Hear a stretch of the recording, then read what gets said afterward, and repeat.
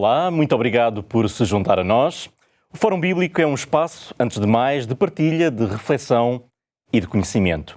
E é com esse propósito que aqui estamos para ajudá-lo a aprofundar a sua compreensão sobre as verdades reveladas na Palavra de Deus, a Bíblia Sagrada.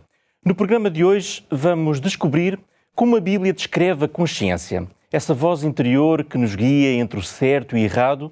E este será então o assunto que vai guiar a nossa conversa hoje aqui no Fórum Bíblico. Para nos ajudar a explorar este tema e a responder às perguntas que temos hoje para partilhar consigo, está connosco, como sempre, o teólogo Artur Machado, que semanalmente nos vai acompanhando nestas reflexões, nestas explicações, para nos ajudar a compreender melhor os ensinamentos que nos são revelados na Bíblia. Olá, Artur. Olá, Marco. Bem-vindo, muito obrigado pela sua presença uma vez mais. E vamos avançar já para a primeira pergunta, que vai introduzir então a temática do papel da consciência na vida humana. E a pergunta é: como é que a Bíblia fala do papel da consciência na vida humana? Muito bem.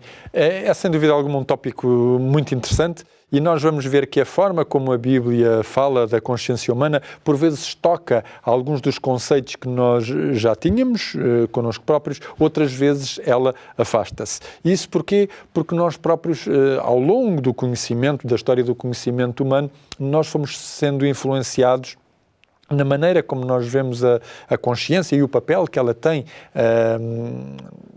na nossa vida, de uma forma que foi influenciada pela filosofia grega. A consciência, já os gregos lhe chamavam suneidesis. Suneidesis significa conhecer com ou com conhecimento. A consciência, portanto, é aquela qualidade que distingue os seres humanos do resto dos seres vivos. Para a teologia clássica, que foi formulada, por exemplo, por Tomás de Aquino, a consciência é a capacidade que o ser humano tem de realizar juízos morais. E esses juízos morais são efetuados, portanto, na nossa mente. E nisto ele estava baseado justamente em Aristóteles. Tomás de Aquino era muito fundamentado na filosofia de Aristóteles. A consciência, neste caso, conduz a minha razão a poder ir ao encontro daquilo que são as minhas ações e as minhas decisões morais. Immanuel Kant, que também teve um papel muito determinante na filosofia, chamava à consciência o imperativo categórico. E o imperativo categórico porquê? Porque é um impulso interior que nós temos para fazer aquilo que deve ser feito de maneira real e também ele dizia que era a razão humana que era a fonte da moralidade e tanto a moralidade como a consciência no pensamento kantiano são ambos autónomos. A consciência para Kant não é algo que nós adquirimos. Também Sigmund Freud, que influenciou muito do pensamento ocidental, vai definir a consciência como o superego, ou seja, algo que se vai desenvolvendo na pessoa, na criança, e que ela vai interiorizando em resultado das proibições que lhe são impostas, portanto, pelos seus educadores. Nesse caso, a consciência seria uma espécie de uma força repressiva que regulamenta, de alguma maneira, os impulsos ou as pulsões que o ser humano tem. E, portanto, ao longo da história do pensamento, do conhecimento humano, a consciência vai trazer o melhor que há do ser humano ou, justamente, reprimir aquilo que o ser humano tem de mais mau. O Antigo Testamento não tem uma palavra para consciência. Ele utiliza uma outra palavra que nós vamos ver, que é a palavra leb, coração, que vai muitas vezes veicular esta ideia de consciência. Por exemplo, no primeiro livro de Samuel, no capítulo 24 e no versículo 5, quando Davi, ao ser perseguido por Saúl, Saúl está a dormir e ele vai lá sorrateiramente e com uma espada, corta-lhe a orla do manto, significando que ele poderia tê-lo morto facilmente. Ou seja, a guarda do rei Saul não era a melhor para o proteger. E diz-nos esse texto: sucedeu, porém, que depois sentiu Davi bater-lhe o coração por ter cortado a orla do manto de Saul. E, portanto, esta expressão bater-lhe o coração quer dizer que David sentiu profundamente em si, dizendo: tu não devias ter feito isso. A tradução Um Livro, que tem uma tradução mais dinâmica, traduz esta passagem da seguinte maneira: contudo, logo a seguir, a sua consciência ficou a acusá-lo. Há outras passagens do Antigo Testamento que descrevem experiências como o remorso ou a tristeza por uma falha que é cometida, o que mostra que o ser humano tem esta consciência ativa.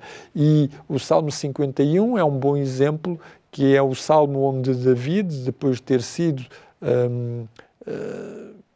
exortado por Natã quando ele cometeu o adultério e o homicídio contra Urias, no caso de Batseba, nesse salmo, David pede perdão a Deus por ter sido confrontado pelo profeta Natã. E só aí é que David sentiu profundamente o que é que ele tinha realmente cometido.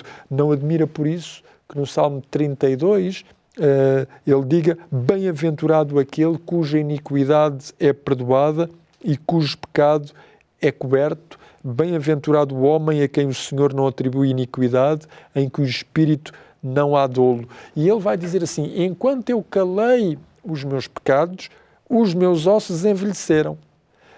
O que significa isto? É uma linguagem poética, sem dúvida alguma, mas mostra que o ser humano que reprime a sua própria consciência sofre com isso. E esse sofrimento pode-se traduzir até mesmo no aspecto físico. Daí que nós muitas vezes temos os chamados problemas ou doenças psicossomáticas que resultam justamente de coisas interiorizadas em nós que vão trabalhando. Sentimentos de culpa, por exemplo. Sentimentos de culpa ou até mesmo remorsos por faltas cometidas, e daí que isso vai se refletir na nossa própria saúde. E nesse Salmo 32, David vai dizer: confessei-te o meu pecado e a minha iniquidade não mais ocultei, e disse: confessarei ao Senhor as minhas transgressões e tu perdoaste a iniquidade do meu pecado. E, portanto, estas passagens do Antigo Testamento, embora não tenham lá a palavra consciência, mostram que existe essa função na nossa vida que é dada pela palavra leb, portanto, pela palavra coração. No Novo Testamento temos então essa palavrinha grega, a palavra que nós já mencionámos, suneidesis, que vai ocorrer 30 vezes no texto bíblico e que vai servir para marcar a perspectiva da consciência. O apóstolo Paulo vai, por exemplo, dizer na Epístola aos Romanos, no capítulo 2 e nos versículos 14 e 15: quando, pois, os gentios que não têm lei procedem por natureza em conformidade com a lei, ele está-se a referir à lei, à Torá, à lei dos mandamentos e à revelação de Deus. Eles não têm lei, mas procedem por natureza de conformidade com ela, servem de lei para si mesmos. E diz o apóstolo Paulo: estes mostram a norma da lei gravada no seu coração, testemunhando-lhes também a consciência e os seus pensamentos, mutuamente acusando-se ou defendendo-se. Ou seja, o que o apóstolo Paulo está a dizer é: enquanto que os judeus, no seu caso, tinham uma regra moral bem elaborada, uma revelação pela qual eles pautavam o seu comportamento e o seu modo de agir, os gentios, não tendo essa mesma revelação, não eram por isso desprovidos de uma consciência moral. E, portanto, a maneira pela qual eles agiam em relação com a sua consciência era similar à maneira pela qual os judeus reagiam em relação com a revelação que eles tinham. De tal maneira que, portanto, quando nós vamos à Bíblia, é notório que existe este meio pelo qual Deus pode justamente, e é por isso que na Bíblia existe uma noção de julgamento. A noção de julgamento só pode existir se uma pessoa tem consciência de uma perspectiva para com um padrão de moralidade. Ou o seu padrão da sua cultura, ou o seu padrão da sua religião, da sua revelação, para perceber o certo e o errado, para perceber o certo e o errado e para fazer as decisões corretas. E, portanto, para Paulo, a consciência não é tanto o produto da educação, do ambiente, do treino, embora possa ser afetada por estes elementos. No pensamento bíblico, a consciência tem várias funções e nós vamos ver no nosso ecrã essas funções. A primeira função é que ela ajuda a escolher de antemão o certo em vez do errado. Sem dúvida alguma, essa é a primeira função. A segunda função da consciência é que ela compele-nos a fazer o que é certo ou restringe-nos de fazer o que é errado. Portanto, este duplo movimento compele-me a fazer o que é bem, e eu sinto-me bem com o bem que faço, ou ela restringe-me, ela vai-me limitando e eu tenho que lutar contra a minha consciência para fazer aquilo que é errado. Terceiro aspecto, ela capacita-nos a avaliar as nossas ações passadas. É por isso que eu tenho um pensamento crítico e um pensamento de juízo. E, finalmente, o quarto ponto, ela causa uma inquietação profunda e remorso enquanto não consentimos em fazer as coisas corretamente. Portanto, Paulo vê a função da consciência mais avaliadora do que diretiva e normativa, embora ela seja realmente anterior à ação. Ela não é apenas uma autoridade que nos guia, isto para o pensamento paulino, ela é também uma autoridade crítica, ela é uma autoridade avaliadora, ela tem critérios para julgar aquilo que eu faço. É por isso que o apóstolo Paulo pode dizer: todas as coisas me são lícitas, ele vai dizer isso na primeira epístola aos Coríntios, no capítulo 6, mas nem todas convêm. Todas as coisas me são lícitas, mas eu não me deixarei dominar por nenhuma delas. E um pouco mais longe, ele diz: nada me erguia a consciência, contudo nem por isso me dou por justificado, pois quem me julga é o Senhor. Ou seja, por outras palavras, a consciência julga os nossos pensamentos e as nossas ações, mas ela não é infalível. Ela precisa de uma norma para ser afinada, de uma revelação. A consciência é útil, ela é boa, todos os seres humanos a têm, mas ela não é um guia infalível, a menos que ela própria seja guiada por uma revelação que lhe é transcendente, por uma revelação que lhe é superior. Muito bem. Na segunda parte nós vamos avançar ainda mais na explicação e perceber exatamente esse papel da consciência na Bíblia. Antes de avançarmos, quero agora chamar a sua atenção para a oferta muito especial que temos para si. É o guia de estudo A Origem de Tudo, no qual poderá encontrar respostas seguras com base na Palavra de Deus sobre tantos temas como a origem do universo, a origem da vida, a veracidade das Sagradas Escrituras, bem como o propósito da existência do ser humano. Se ainda não tem este guia, então tem agora uma excelente oportunidade para o solicitar, porque ele é totalmente gratuito. Para isso, basta enviar-nos uma mensagem para o número 933-939291 a pedir o guia A Origem de Tudo. Chegamos agora ao fim da primeira parte do Fórum Bíblico. Vamos avançar para um breve intervalo. Fique desse lado. Nós regressamos dentro de momentos com mais perguntas. TV Novo Tempo, o canal da Bíblia, o canal da Esperança. Estamos de volta para a segunda parte do programa Fórum Bíblico. Hoje estamos a responder a perguntas relacionadas com o papel da consciência na vida humana, segundo a Bíblia. Vamos então conhecer a segunda pergunta. Ela decorre do que já tínhamos falado na primeira parte, quando estávamos a ver, portanto, a visão de Paulo e os escritos de Paulo. E a pergunta é: que outros exemplos do exercício da consciência se podem encontrar nos escritos de Paulo? Ora bem, porque uma pessoa tem consciência, justamente o apóstolo Paulo é muito concreto. Ele vai muitas vezes dizer nos seus escritos que não compeliu ninguém a aceitar as suas propostas, ou seja, ninguém deve manipular o outro para o fazer estar de acordo com a sua perspectiva, e também não deve marginalizar o outro porque ele tem uma perspectiva diferente. E Paulo vai dar alguns exemplos concretos. Por exemplo, na Epístola aos Coríntios, nos capítulos 8 a 10, esta questão da liberdade humana vai ser posta à prova através de um exemplo que era a comida de determinados elementos. Havia na cidade de Corinto pessoas que iam ao talho público comprar carne. Essa carne tinha sido oferecida aos ídolos. E havia outras pessoas dentro da própria comunidade cristã que achavam que não se podia comer dessa carne. E havia, portanto, um debate. Uns diziam, não há ídolos, portanto, se os ídolos não existem, a carne, no fundo, é oferecida a ninguém e eu posso comer. Mas havia quem dissesse, não, embora os ídolos não existam, estas pessoas acreditam que eles existem e, portanto, eles são sacrificados a uma outra entidade que não é Deus. E o apóstolo Paulo dá, digamos, orientações específicas dentro da comunidade, porque havia pessoas cuja consciência era afetada por aquilo que uns faziam. E o apóstolo, por exemplo, nessa primeira epístola aos Coríntios, no capítulo 10 e no versículo 27, ele vai dizer, se algum dentre os incrédulos vos convidar e quiser dizer, comei de tudo o que for posto diante de vós, sem nada perguntar-lhes por motivo de consciência. Ou seja, se vocês têm escrúpulos, então não perguntem. Quem não sabe, não sofre. Pelo menos esta era a perspectiva do apóstolo. Porém, ele diz, se alguém vos disser, isto é coisa sacrificada ao ídolo, não comais, por causa daquele que vos advertiu e por causa da consciência.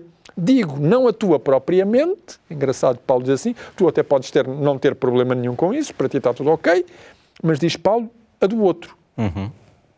A daquele que, sabendo que tu comestes isto, vai sofrer por causa disso. Vai se sentir incomodado. Vai se sentir incomodado. Porque há de ser julgada a minha liberdade pela consciência alheia, dizia o apóstolo Paulo.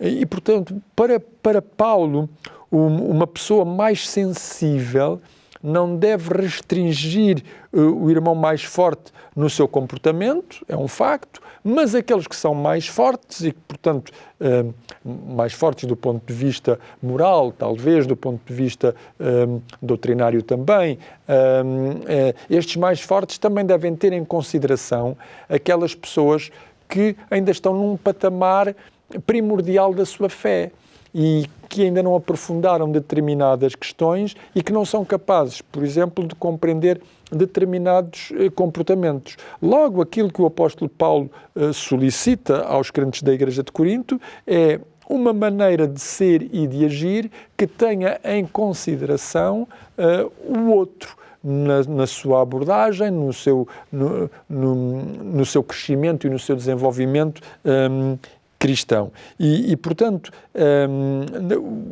o ponto em questão é não violar a sensibilidade da consciência uns dos outros. Logo, nós podemos verificar que esta perspectiva de Paulo mostra-nos que a consciência, sendo um dom de Deus à humanidade, desenvolve-se de acordo com cada sensibilidade e à medida que nós vamos crescendo em Cristo. E nós devemos ter sempre presente que, apesar de haver uma estabilidade e de haver uma firmeza em cada módulo de crescimento, a consciência também ela é vulnerável, ela é maleável, ela é impressionável.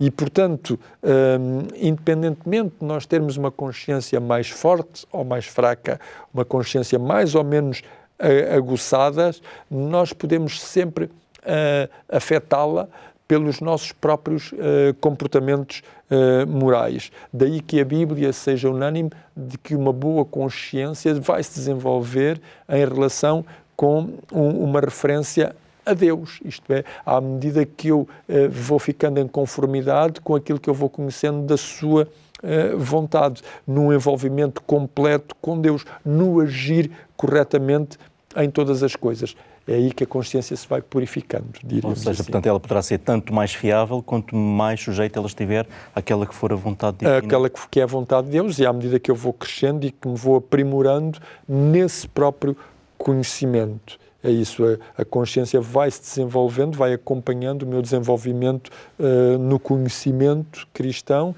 e no conhecimento da vontade de Deus. Muito bem.